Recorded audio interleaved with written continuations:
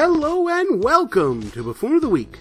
We're a show that looks back at last week's news and current events, searching for people who said or did something so utterly moronic that they earn a shot to be voted as the dumbest newsmaker of the past week.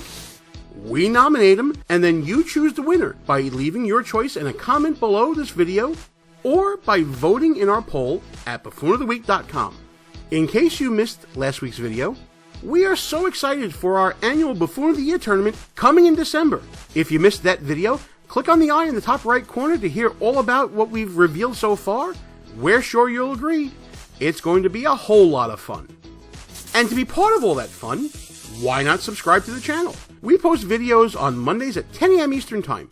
So please, smash that thumbs up button if you like what you see in this video or in any of our other videos. Subscribe to the show, and make sure you hit that notification bell so that you never miss another one. This week had more than a few worthy buffoons as potential nominees, but some were worthier than others. Though they came up short, they still earn a place of honor as one of our dishonorable mentions. We start with a tip of the buffoon cap to Ben Cost of the New York Post for his tongue-in-cheek headline concerning the plight of great tits globally.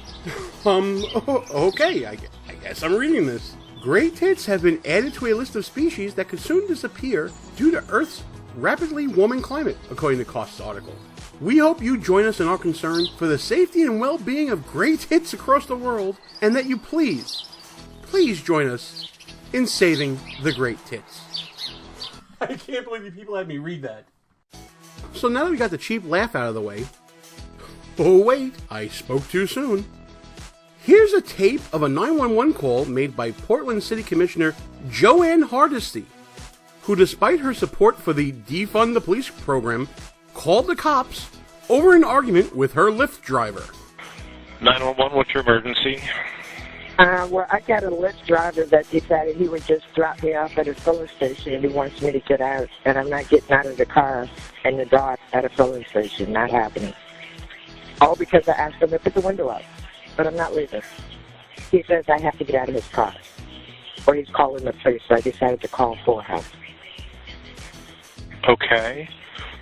I mean, technically it's his property and you have a civil agreement. There's no crimes involved. Well, he said he was calling the cops. I told him he's not going to leave me on It's not a crime to call the cops. Hardesty would then blame, get this, white supremacy for being put in the position that she was in. The hypocrisy is as real as ever. Okay, now that we got the cheap laughs out of the way, let's... Oh, come on, guys, you're killing me here. As we detailed on buffoonoftheweek.com, CNN legal analyst Jeffrey Toobin was officially terminated from the New Yorker magazine after getting caught with, matters in hand during a company Zoom video call. The act, now dubbed a Toobin on Urban Dictionary, ended a 27-year career at the magazine. But even in the face of all these hilarious buffoons, two others rose as the cream of the crop. This week's nominees are the Stooges over at the Lincoln Project and CNN's Christiane Amanpour. Let's show you why. This week's first nominee are those disgusting hypocrites known as the Lincoln Project. You may know them. They're a bunch of unemployed Republican operatives largely responsible for several failures of messaging during the Obama era, who now think they are the last good guys in the Republican Party because of their relentless pursuit against the un-American President Donald Trump. And they do so by using every single dirty and underhanded tactic in the book. In their latest attempt to show how much better they are than President Trump, the Lincoln Project did one of the most un-American things you can think of. The organization sought to dox people for simply doing their jobs. Last Tuesday, the Lincoln Project posted the names and contact info for two attorneys who were assisting the president and his campaign in their legal battles to make sure every legal vote in Pennsylvania is counted. As you can see, they not only put up their names and photos, but also their phone numbers and sicked the internet on them, telling trolls to, quote, make them famous, followed by a skull and crossbones emoji.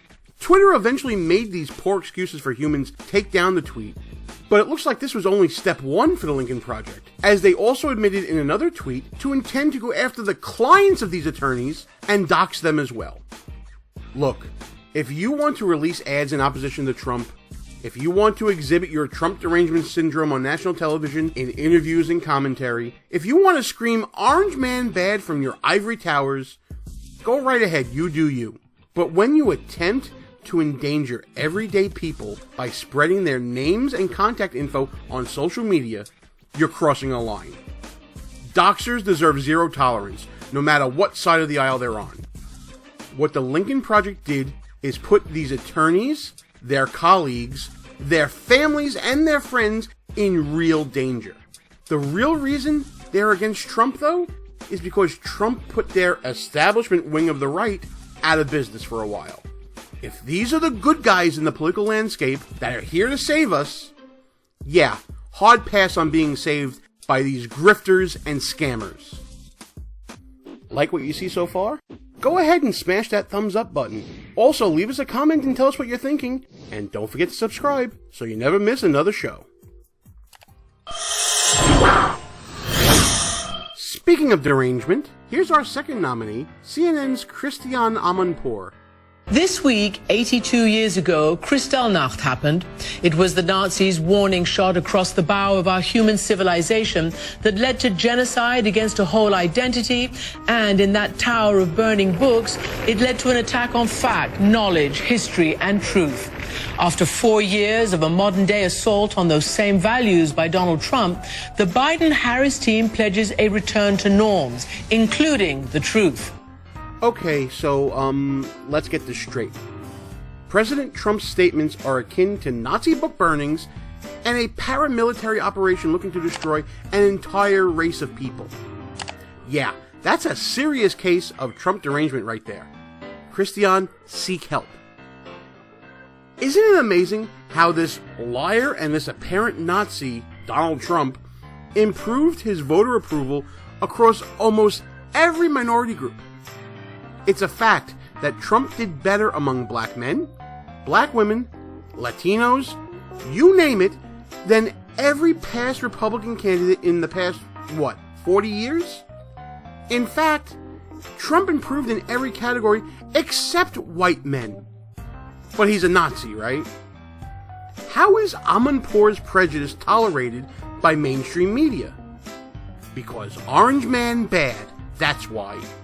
By comparing verbal fact-checking of a U.S. president to a Nazi pogrom in which dozens of Jews were murdered, Amanpour is not only wildly inappropriate, but she is actively damaging her credibility.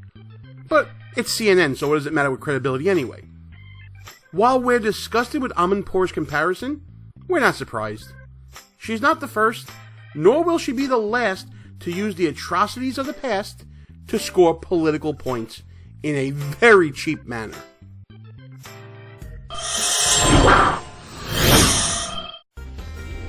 It's that time again. Time for you to tell us who you got. We have two great buffoons for you, but only one can win, so vote now for Buffoon of the Week. Hey, so thanks again for watching the entire video. We're doing our best to make improvements based on your suggestions, so keep giving us that feedback.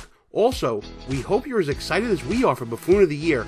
It's gonna be awesome. So please come back next week, where we'll have two more nominees, but only one can be Buffoon of the Week.